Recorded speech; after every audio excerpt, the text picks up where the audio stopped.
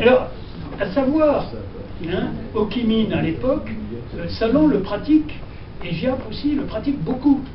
Et là, vous voyez une photo, monsieur le général Salon, meilleures amitiés, 7 avril 46. Et quand Dominique Salon naît à Hanoï, Ho Chi Minh fait passer un cadeau à Madame Salon. Et donc, on pense à la guerre d'Indochine, à la confrontation avec Ho Chi Minh et Giap. Il faut savoir qu'il y a eu ça avant. Et avec Giap, c'est pareil. Ça, c'est la conférence préparatoire ça va me revenir, qui se tient avant la conférence qui devait se tenir à Paris. Et qui voyez-vous? Vous voyez Giap, là, vous voyez Salon, je ne sais pas bien. Ensuite, vous voyez Max André, qui est le représentant français, qui est au cabinet, on est en 1946, il est au cabinet d'Edmond Michelet, ministre des Armées. Et Edmond Michelet, d'ailleurs, ultérieurement, aura un comportement tout à fait désagréable avec Max André, disant c'était un colonialiste, etc. C'est lui qui l'a nommé. Bon. Parce que sur un petit bouquin sur Ho Chi Minh paru dans la collection Planète. Voilà. Donc, Salon et Giap discutent, parce que les aspects militaires, c'est Giap et Salon qui en parlent. Alors ensuite, qu'est-ce qui se passe? Il faut aller à Paris pour la conférence. Et Ho Chi Minh et Salon prennent le même avion. C'est Salon qui est désigné par Dargelieu, qui par derrière dit pique-pente de Salon et de Leclerc. Il accompagne Ho Chi Minh, et à l'époque, il n'y avait pas de vol direct ni de vol avec 3 escales, il y avait des vols avec des petits bonds, comme ça. Et il se retrouve quelquefois avec des temps où on ne volait pas très haut, donc dans la région, il y avait des typhons, etc. Il se pose à, je ne sais plus si c'est à Calcutta, en tout cas en Inde, et ils dorment ensemble sous la même moustiquaire, sur quasiment le même bas-flanc. Donc la relation Salon-Ho Chi Minh est étroite. Et Ho Chi Minh, au moins en surface, parce qu'avec Ho Chi Minh on ne sait jamais ce qui est vrai ou pas vrai, dit à Salon, a confiance en Salon, etc. Parce qu'ils apprennent à ce moment-là, pendant le voyage, là ils sont au Caire, parce qu'en faisant les sauts de puce, ils passent au Caire, que pendant ce temps-là, Dargelieu a créé une république de Cochinchine et nommé et fait surgir un Premier ministre, ce qui était absolument contre la convention préliminaire, ce qui met Ho Chi Minh hors de lui, ça là arrive à le calmer. Donc ils arrivent en fait à Biarritz, parce qu'on est à un intergouvernement. Félix Gouin, la constitution n'a pas été acceptée en mai, il y a des élections en même temps parlementaires, législatives, et c'est Bidault qui est en train le nouveau président du gouvernement provisoire, après De Gaulle et Félix Gouin, qui est en train de constituer son gouvernement. Donc on fait patienter Ho Chi Minh à Biarritz. Alors il arrive à Paris, il est reçu avec les honneurs. Le 14 juillet, il est à la tribune à côté d'Edmond Michelet, à côté du général Juin, à côté du général Delattre. Ça c'est nettement, c'est un peu plus tard. Et voilà, il accompagne. La conférence se tient à Fontainebleau finalement. Il y a déjà les germes de l'échec dès le départ. Giap est très très ferme parce que je crois que les torts du côté français, bon, il faut pas c'était pas des anges en face, loin de là. Mais il y a des torts du côté français, c'est-à-dire il n'y a pas de vraie politique, il n'y a pas d'hommes qui connaissent vraiment les choses. Dargelieu a fait ce qu'il voulait. Il est resté, alors que De Gaulle était parti en janvier 1946, il est resté comme haut commissaire en Indochine, en appliquant toujours l'idée des 5, alors que c'était fini. Ho Chi Minh avait pris le Nord, il fallait en tenir compte. Voilà, bon, on ne peut pas refaire l'histoire, mais on est passé quand même, Salon dit qu'on est passé, si Leclerc avait été responsable de l'ensemble, ça se serait passé différemment. Je ne suis pas sûr qu'il n'y ait pas eu de guerre d'Indochine, mais ça aurait pu se passer éventuellement différemment. Voilà, alors la conférence de Fontainebleau, c'est un échec. On signe quand même un modus vivendi, mais décembre 1946, le Viet Minh lance une attaque sur le nord, sur Hanoï en particulier. Saint-Denis d'ailleurs est blessé, qui était là-bas est blessé, des tas de gens sont tués, mais on arrive à reprendre le... Salon est en métropole à l'époque, et on arrive à reprendre le dessus, mais c'est tout à fait, disons, provisoire. Ho Chi Minh et Giap et son gouvernement se réfugient au nord d'Hanoï, dans les zones très difficiles. Hein. Pour ceux qui connaissent un peu ou qui ont vu, ce sont des terrains extrêmement difficiles, calcaires, assez abrupts, avec des forêts, avec des... Bon. Et 47, Valui, qui était commandant en chef, qui avait succédé à Leclerc, demande à Salan de venir le remplacer. Et donc Salan arrive, mais il est... alors je ne sais pas si... Oui, il commande au nord, je ne crois pas qu'il est...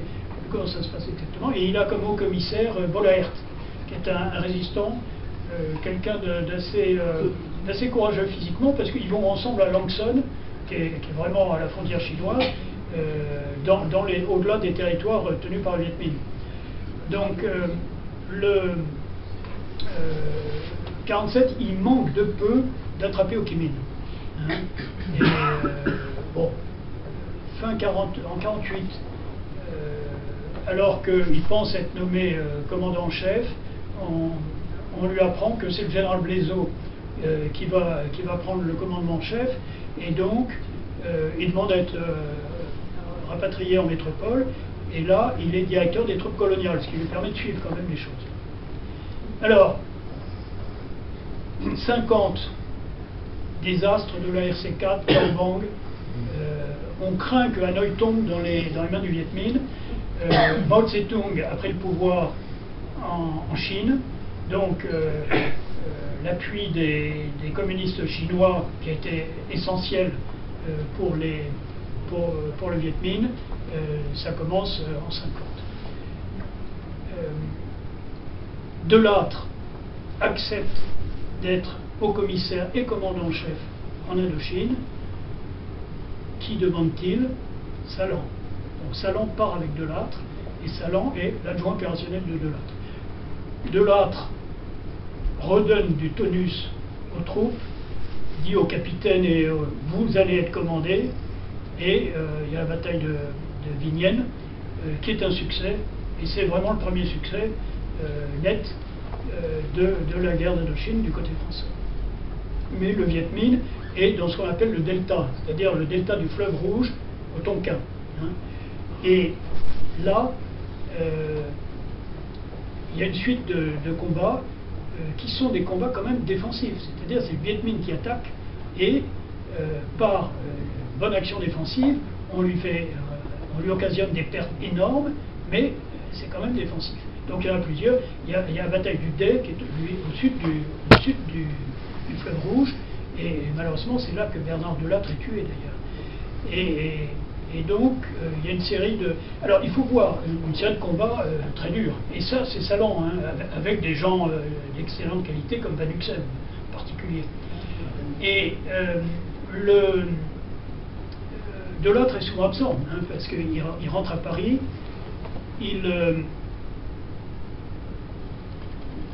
alors ça, oui, ça c'est Van Uxem et Bolaert.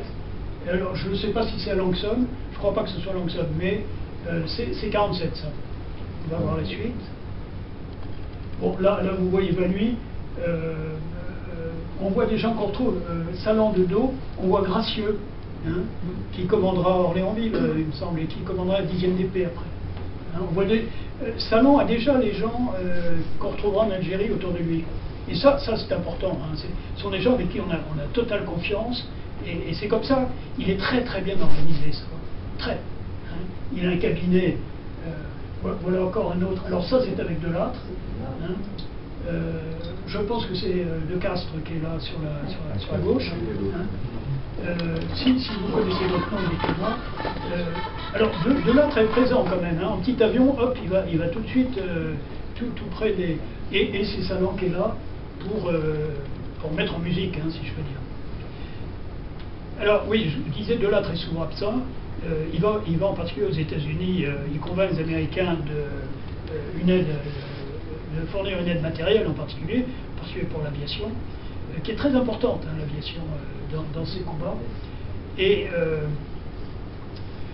Salan, donc, qu'est-ce qu'il y a comme bataille après? Oui, en octobre 51, pardon, Salan dit bon, maintenant il faut attaquer.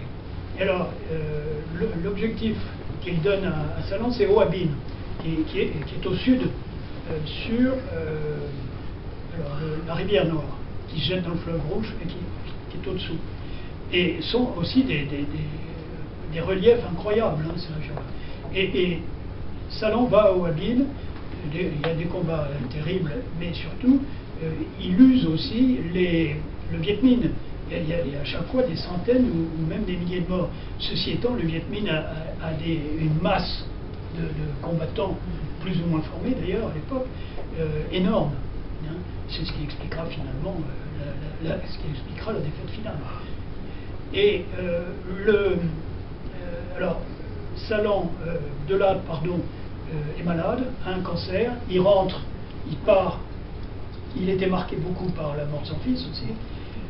Il part pour Paris et la bataille de Wabin se déroule pendant que Delattre est à Paris, balle en point. Et il y a beaucoup d'échanges, ils sont en permanence en télégramme chiffré, en échange avec Paris là-dessus. Bon, Delattre meurt en janvier 51 et Salan prend sa suite, alors officiellement un peu plus tard, mais il devient commandant en chef, mais il n'est pas au commissaire. C'est le ministre des États associés, Le Tourneau, Jean Le Tourneau, avec qui il s'entend très bien, qui est au commissaire, mais qui n'est là que partiellement. Alors, il y a les combats, mais il y a aussi les relations. Alors, ça, c'est le combat, c'est la grande victoire de Salan, qui est une victoire provisoire, hein, c'est jamais une victoire. Quelqu'un dira de Salan, et ça me paraît très juste, le préfet Bolotte, qui était à Alger au moment du 13 mai, qui est parti à Paris, qui est revenu, préfet Bolotte dira à Bourges-Monory, quand Bourges-Monory veut nommer Salan en Algérie, dira Salan, lui, c'est la guerre coloniale, c'est la guerre du bataillon, c'est au niveau du bataillon. Et avec lui, vous n'aurez pas Austerlitz, mais vous n'aurez jamais Waterloo. Ça me paraît assez juste. Bon, c'est un tacticien de premier ordre, hein, Salan. D'après lui, c'est le meilleur tacticien, un des meilleurs tacticiens de l'armée française. Et le renseignement, il est très très sensible au renseignement, alors qu'il y a souvent il y a des commandants ou des généraux qui, le renseignement, bon, ils ont leur idée et ils y vont. Là, ils font des écoutes, ils écoutent le Viet Minh en permanence. Hein. Alors, Nassan, c'est un corps tranché qui est à l'ouest d'Hanoï, mais qui n'est pas aussi loin que Dien Bien Phu, et avec des points d'appui et un terrain d'aviation. Et c'est le principe qu'il a pris pour attirer les troupes de Giap. Et les troupes de Giap viennent. Bon, ils emportent un ou deux points d'appui, mais on les reprend, et échec notoire de Giap, mais qui en tirera les conséquences. En particulier pour Dien Bien Phu, qui est un peu la même idée, mais qui est plus loin, et dont la piste d'aviation, on le verra, est bombardée par les Viettes, qui ont mis dans des cavernes creusées dans les montagnes leurs pièces d'artillerie, pièces d'artillerie venant bien sûr de Chine, et qui ne seront pas, il n'y aura pas de contre-batterie à Dien Bien Phu, en particulier le colonel Pirotte, qui était l'artilleur de Dien Bien Phu, se suicide parce qu'il avait dit je les aurai en contre-batterie, on ne peut pas les avoir. Donc vous voyez, Nassan c'est intéressant, mais Giap en tire, c'est une victoire pour Salan. Navarre en tirera Dien Bien Phu, c'est un peu simpliste hein, ce que je dis, mais en gros c'est ça quand même. Mais Giap, lui, en le mettant trop loin, puisque les DC-3, hein, c'est principalement les DC-3, sont un peu en limite hein, pour aller jusqu'à Hanoï, et puis il ne fait pas toujours, le temps est souvent couvert hein, là-bas. Giap en aura tiré les conséquences, et là, il gagnera. Ça, c'est. Vous voyez Allard aussi, hein, il y a déjà Allard, hein, gracieux. Ça, c'est vraiment du Salan pour Nassan. Hein. voir la suivante.